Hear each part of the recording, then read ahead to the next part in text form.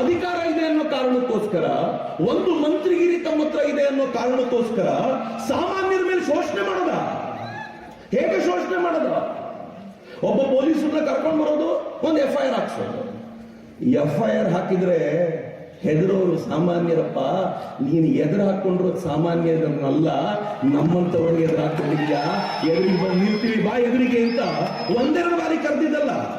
ಮಿತ್ರ, ನೀವೇ ವೋಟ್ ಮಾಡಿರೋ MLA ನ. ದುರಂತ ಇದು. ನಾವು ಒಂದೆರಡು ಬಾರಿ ಕರೆದಿಲ್ಲ. ಟ್ವಿಟರ್ ನಲ್ಲಿ ಪ್ರತಿನಿತ್ಯ ಬರ್ತಾರೆ, ನನ್ನ ಜೊತೆ ಬೆಳಗ್ಗೆ ಕಾಲ್ ಕೆರ್ಕೊಂಡು ಜಗಳಕ್ಕೆ ಬರ್ತಾರೆ. ನಾನು 3 ಟ್ವಿಟರ್ ಅಲ್ಲಿ ಆನ್ಸರ್ ಮಾಡಿದ್ರೆ 4ನೇ ಬಾರಿ ಮತ್ತೆ ಸುದ್ದಿ ಇಲ್ಲ. ಇನ್ನೊಂದು 15 ದಿನ ಬರ್ತಾರೆ, ಮತ್ತೊಂದ್ಸಲ ಮಂಗಳಾರತಿ ಎತ್ತೋ ಅಂತ ಉತ್ತರ ಕೊಟ್ರೆ ಮತ್ತಿಲ್ಲ. ನಿನ್ನೆ ರಾತ್ರಿ ಬಂದ್ರು, ಇವತ್ತು ಮಧ್ಯಾಹ್ನ ಕಾಣಿ.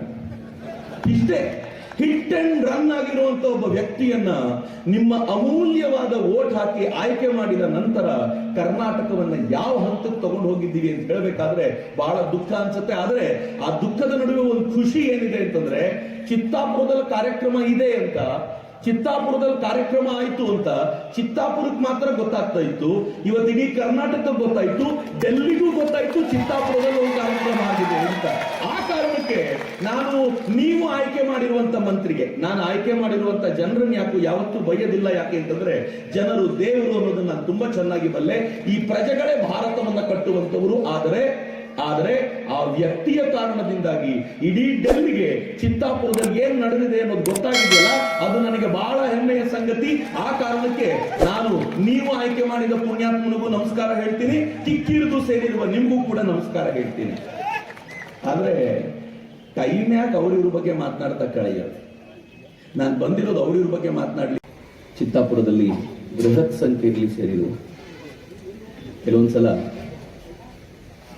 ಸಂಖ್ಯೆ ನೋಡಿಯೇ ಗಾಬರಿ ಆಗಬೇಕು. ಇಷ್ಟೇ ಸಾಕು, ಇನ್ನೇನು ಮೆಸೇಜ್ ಕೊಡಬೇಕಾಗಿಲ್ಲ. ಹೋಗಬೇಕಾಗಿದ್ದನ್ನೆಲ್ಲ ನೀವು ಸ್ಪಷ್ಟವಾದ ಸಂದೇಶದಲ್ಲಿ ಕೊಟ್ಟಿದ್ದೀರಾ. ಎಷ್ಟು ಪ್ರಯತ್ನ ಪಡಲಾಯಿತು ಅಂದ್ರೆ ಮಿತ್ರರೇ, ಈ ಕಾರ್ಯಕ್ರಮವನ್ನ ತಡಿಬೇಕು ಅಂತ ಎಷ್ಟು ಪ್ರಯತ್ನ ಪಡಲಾಯಿತು ಅಂದ್ರೆ, ನಾನು ರಾತ್ರಿ 11 ಗಂಟೆಗೆ ಚಿತ್ತಾಪುರಕ್ಕೋ ಕಲಬುರಗಿಗೂ ಬಂದು ಉಳ್ಕೊಳ್ಬೇಕಾಗಿತ್ತು. ಕಲಬುರಗಿಯ ಬಾರ್ಡರ್ನಲ್ಲಿ ಪೊಲೀಸರು ಅಡ್ಡ ಹಾಕಿದ್ರು. ಒಬ್ಬ ಚಕ್ರವರ್ತಿ ಸೂಲಿಬೆಲೆಯನ್ನು ಅಡ್ಡ ಹಾಕ್ಲಿಕ್ಕೆ ಎಷ್ಟು ಜನ ಪೊಲೀಸರು ಬೇಕು? ನನ್ನ ಜೊತೆ 1-2 ಗಾಡಿ ಇರುತ್ತಪ್ಪ. ಒಬ್ಬ ಚಕ್ರವರ್ತಿ ಸೂಲಿಬೆಲೆಯನ್ನು ಅಡ್ಡ ಹಾಕ್ಲಿಕ್ಕೆ 4 ಜನ ಪೊಲೀಸರು ಕೇಳಿದ್ರೆ ಸರ್. ಮತ್ ನಾವು ಇವ್ರ ಗೂಂಡಾವರ್ತನವರಲ್ಲ ರೀ.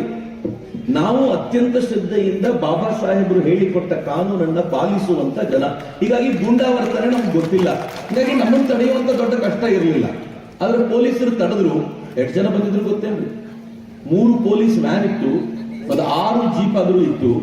ಒಬ್ರು SI ಇದ್ರು, ಒಬ್ರು DYSP ಇದ್ರು, ಒಬ್ರು ಅಡಿಷನಲ್ SP ಇದ್ರು, IAS ಕ್ಯಾಡರ್ನವ್ರು ಇದ್ರು. ಇಷ್ಟೆಲ್ಲಾ ಜನ ನಿಂತ್ಕೊಂಡು ಅವ್ರು ಕೇಳ್ಕೊಂಡ್ರು, ದಯಮಾಡಿ ಬರಬೇಡಿ, ದಯಮಾಡಿ ಕಲಬುರಗಿಗೆ ಬರಬೇಡಿ, ನಾಳೆ ಚಿತ್ತಾಪುರದ ಕ್ಯಾನ್ಸಲ್ಗೆ ಪರ್ಮಿಷನ್ ಕ್ಯಾನ್ಸಲ್ ಮಾಡಿದ್ದೀವಿ, ಬರಬೇಡಿ ಅಂತ. ನಾನು ಕೇಳಿದೆ, ಚಿತ್ತಾಪುರದ ಪ್ರೋಗ್ರಾಮ್ ಕ್ಯಾನ್ಸಲ್ ಆಗಿದೆ ಸರಿಯಪ್ಪ, ಕಲಬುರಗಿ ಯಾರಪ್ಪನ ಆಸ್ತಿ, ನನಗೆ ಬರಬೇಡ ಅನ್ನೋದು.